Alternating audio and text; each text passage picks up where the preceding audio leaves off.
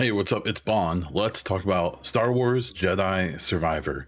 This is my kind of off the cuff review of the game. I completed it last night. I'm recording this on May 1st of 2023. This game released on April 28th. So yeah, I beat it over the weekend. Basically, I was given not on purpose, but I had some extra time this weekend due to the family being busy. So I was able to finish it. It took me about 22 hours. So yes, I did play it quite a bit.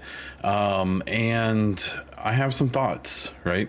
So if you like game reviews, if you like news about video games, about the platforms that we play games on, please subscribe to the channel, like this video if you do, and give me your thoughts down in the comments about this review or anything else. Why not? Go nuts. So most of what you've probably seen about this game has been talking about the performance, justifiably so. So it seems like for at least a loud minority, or maybe more than that, of PC players, this game is an issue. This game has performance issues with frame drops, crashes, just looking awful. Digital Foundry did a pretty good video, as they typically do, talking about the PC issues, so I suggest you go check that out. They also put out a video about the PS5. They are working on their Series X video. The PS5, they got an early copy from, it seems like, some interesting means, not directly from Sony. And they were able to start testing the PS5 early, and they are working on a Series X, Series S video as well. And what the PS5 video showed is that it's not so bad. So let's talk about performance first. Let's talk about the performance of the game, my experience, and what seems like is going on, because that's what all the talk is about. But I do encourage you to listen past this section, because this is my game of the year, at least as we stand, which I'll talk about more at the end of the video.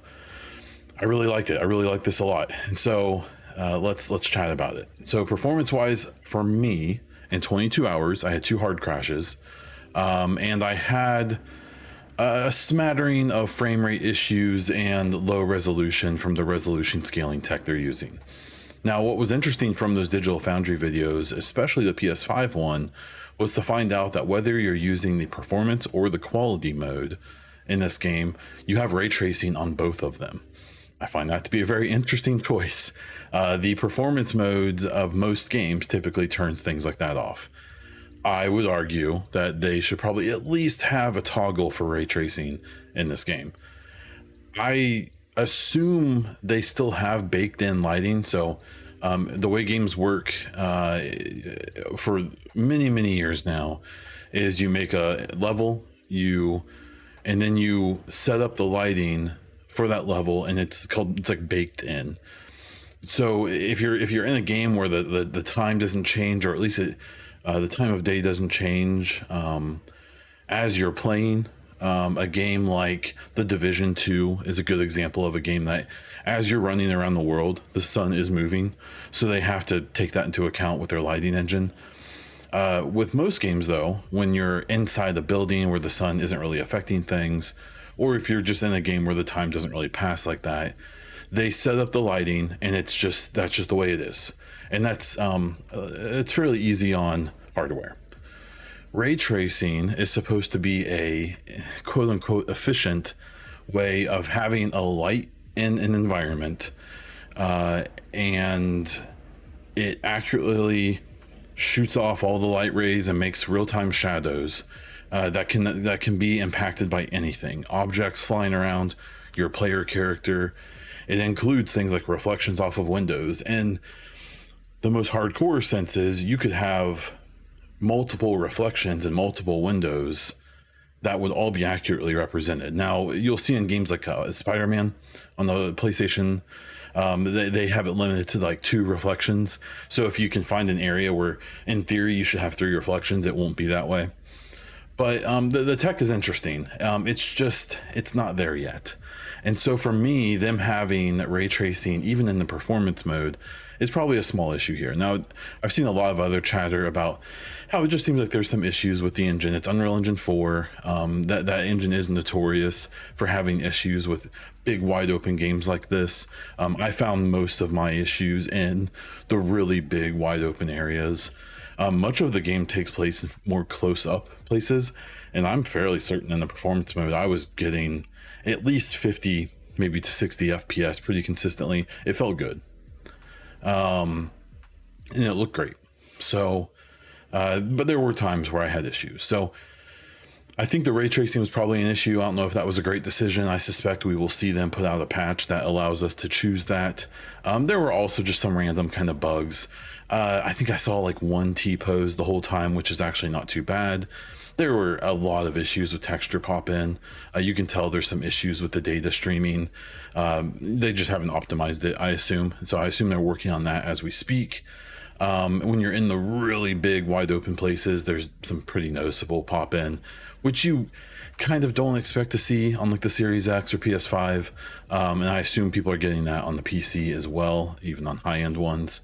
But I didn't find the performance, to me, was never game breaking, was never one of the two stops I had where the game just shut down on its own was during kind of the culmination of the story. It was a little frustrating because I had actually beat the one of the final bosses, and and it shut down on me. I had to redo it, but it was fine. It's a fun fight, so I didn't mind. The performance, in my experience, isn't as bad as it's been kind of portrayed. I'm seeing people compare it to like Anthem or even Cyberpunk. I think those are bad faith comparisons. I've even seen a reviewer not recommend the game purely off performance. Now, this reviewer only reviewed the game on 2 different PC setups. I think with the way that we've seen PC ports over the last year or so, I would really like to see big reviewers start reviewing on at least the Series X or the PS5, if not both. I know Digital Foundry tends to do this, and I think that's what a lot of people depend on.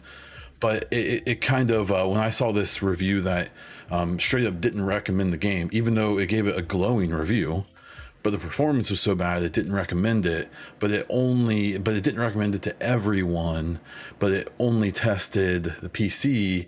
And at worst, it feels like it's kind of I'm gonna have a hot take and get some clicks off of the controversy, or the confirmation for some parts of the gaming community, or it just was it just seems a little lazy to me.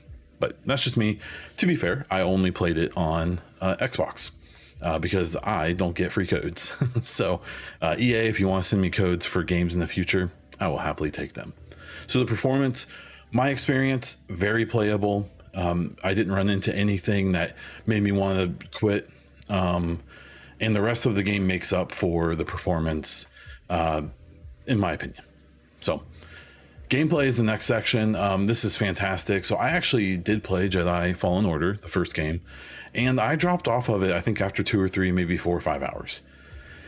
I didn't care for the combat. I just, there was a lot of stuff that just didn't vibe with me. I could tell it was a really great game. It got great reviews. People really liked it. It even got Game of the Year chatter, and it just didn't click with me.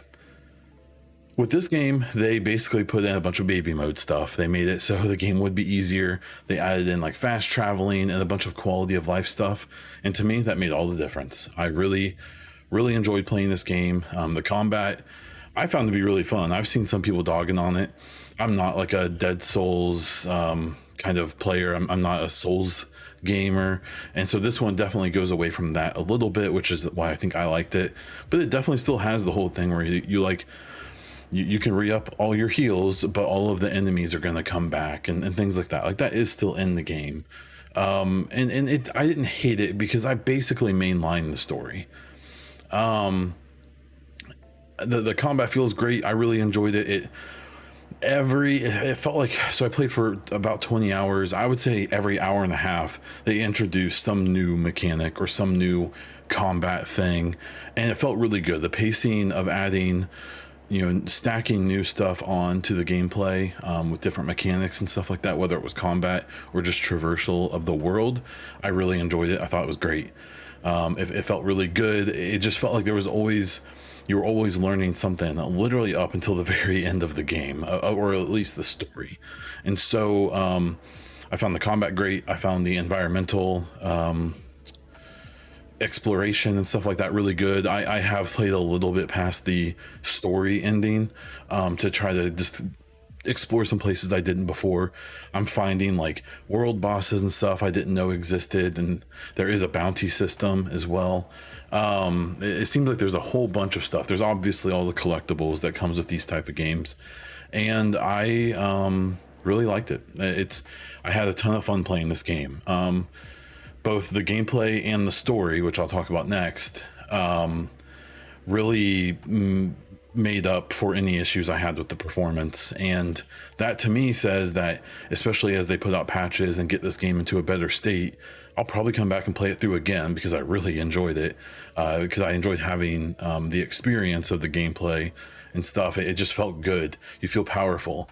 And I want to build my character completely differently next time. They have the ability to change stances. I think there's 5 different ones in the game. And I kind of dabbled, and then I went all in on the single blade. And then, so if I play through again, I kind of want to do like the double bladed one or the heavy blade or things like that. And in that way, it kind of reminds me of like Mass Effect, where you play through that game over and over and over again, but you can do the different, skill sets and things like that. You can do like a vanguard or a soldier and things like that. I see that value in this game because the game moves so well and it's so fun to actually play. I think people will go back and play different styles. This does have New Game Plus from launch, as well as basically modifiers you can put on that will change the game up, make it more challenging and stuff like that for people who are into that. I will not be doing that. Okay, so let's talk about the story. I will not spoil the ending or any of the major things here. I will just say that I really enjoyed it. The characters are great.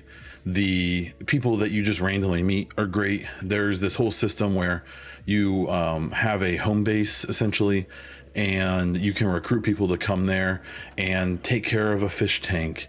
There's a Easter egg with the creature who takes care of the fish tank, that you find this individual all over the world, all over that planet, and they tell some hilarious stories, and even their name is an Easter egg. I just smiled every time I interacted with this creature. The characters are great. Just the mainline story is really, really good. There's some great lore that you're picking up from little echoes, they call them, which is kind of reminds me of The Division. Characters very good. Actual story very good. The side characters are even great. There's some real ups and downs in the story and some betrayals and stuff like that just like made me so happy. There were so many moments in this game where I literally was like pumping my fist and getting so hyped. And honestly, about halfway through the game, during the culmination of one of the parts of the game, this is probably not even halfway through, but around there, you have this gameplay moment, and it's this moment between these two characters, and the way the gameplay is going, and it all culminates in this big epic event. And I remember just like when I completed, I remember being like, oh hell yeah, like it was just so hype. It was so cool. And then there was another half of the game after that, where there were more of those moments. And so I think the story of this game is great. I do plan on doing like a spoiler cast either during my podcast. It's called the Echo Cast. It's a weekly news, review, speculation podcast I do for games. It's right here on this YouTube channel. It's also on podcast providers everywhere. So look up the Echo Cast if you want that. I'll probably talk about some spoilers with the story then and go into that. But you have a bunch of the favorites and the old people from the first game. There is a big new character that gets introduced in this one who's pretty significant to the story. It's just great. It's again, like I said about the gameplay, without being able to spoil it, the story just, I may have had some frustrations with those 2 hard crashes and with the frame rate issues and stuff. It was still playable enough that the story and gameplay made up for any frustrations I had, and then some. I really, really enjoyed the story. It was very, very good. If you know me well enough, you know I'm a big Mass Effect fan. I'm a big story. I like to cry. I'm into that. This didn't make me cry, I will say that, but it definitely had me very invested. So if you're in the story, put this game on easy mode and just play it for the story is what I would suggest. Audio. Let's talk about audio really quickly. The voice acting in this I thought was really great. I thought it was very impressive, all the way from like Cal Kestis, his voice just masterfully. He does a really good job of emoting, of matching everything with what's going on. It just his performance is great. The supporting cast is the same. I was very impressed by everyone. Even a lot of the side characters and the random people you interact with are just so good. I can't think of a single performance really where I recoil. I was like, I don't really like the way that sounds. It all sounded great.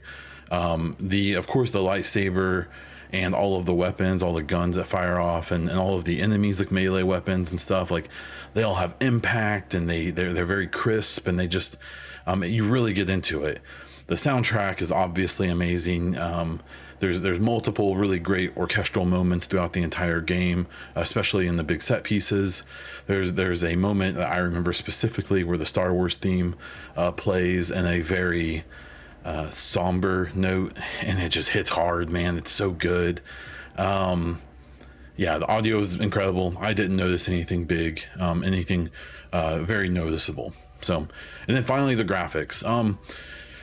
So taking into account frame rate issues, things like that, there were some weird resolution scaling things. I played the game on both quality and performance mode.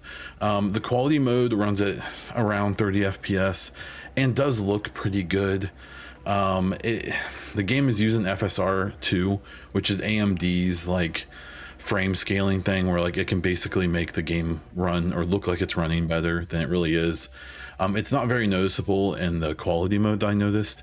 In the performance mode, which is trying to get to 60 FPS and failing a decent amount, the FSR is the artifacting and the kind of just not very good looking moments are really noticeable.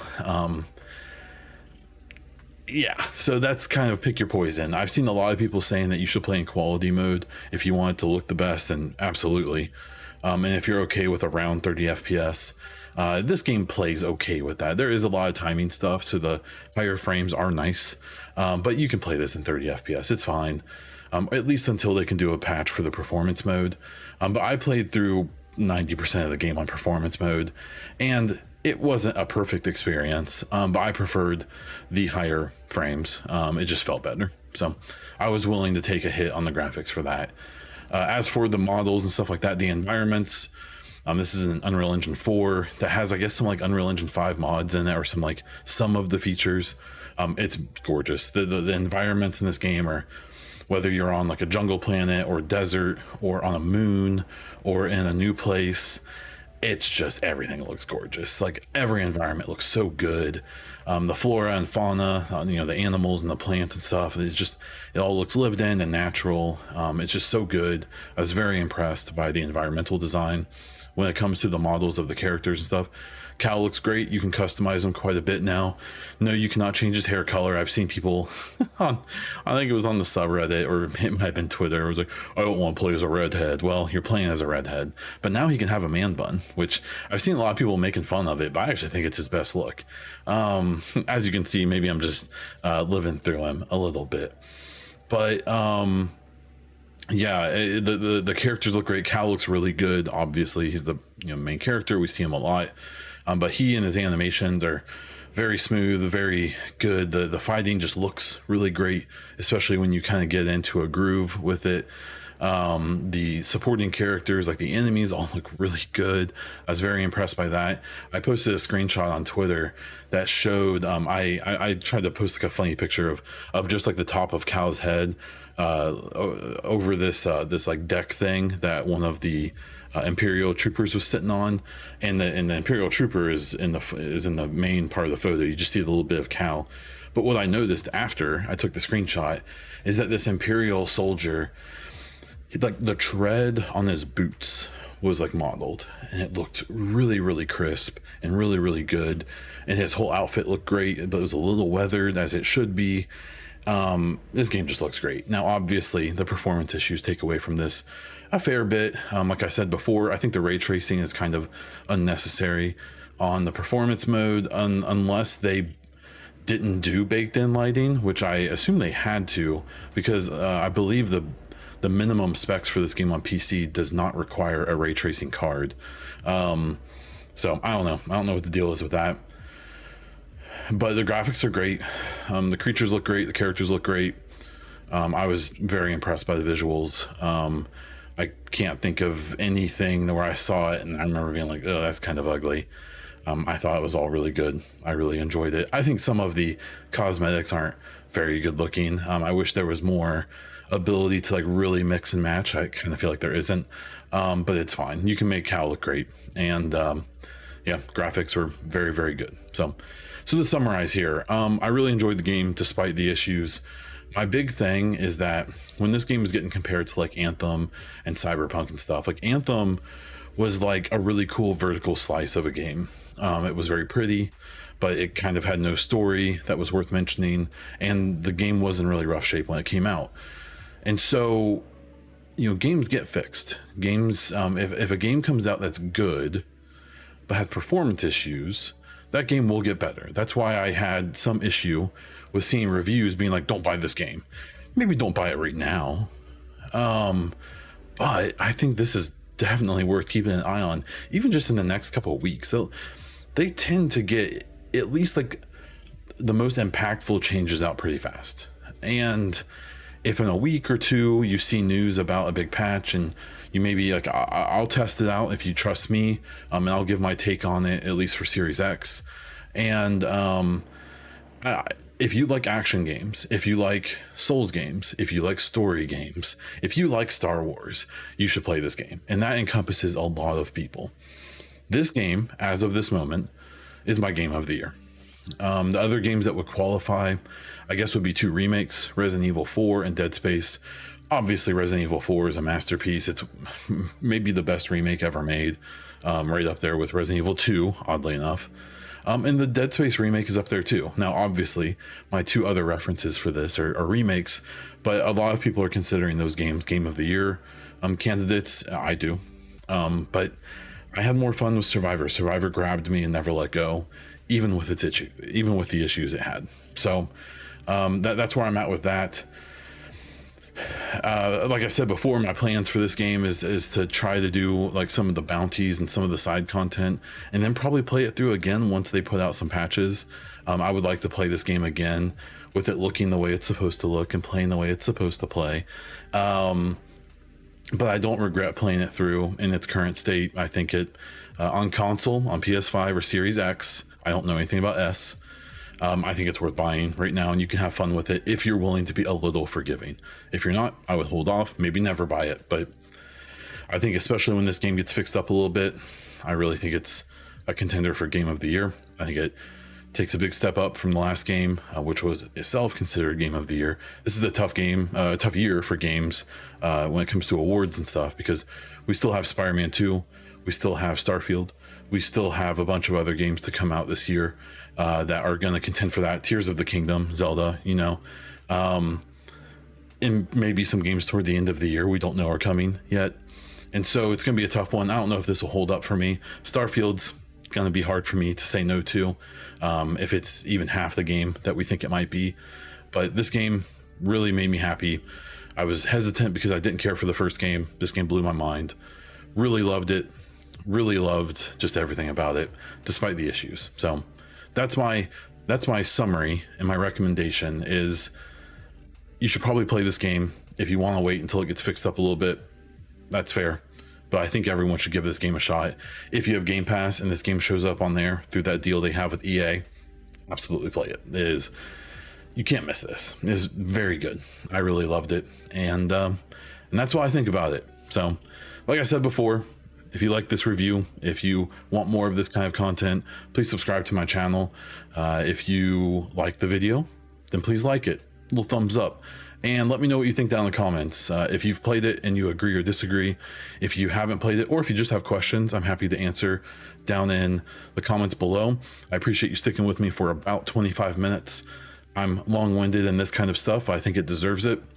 And I just want to say thank you for watching.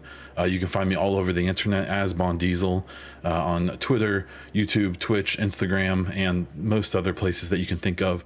I do have a Patreon, patreon.com/BondDiesel, if you want to support my channel and get some ad-free episodes of my podcast.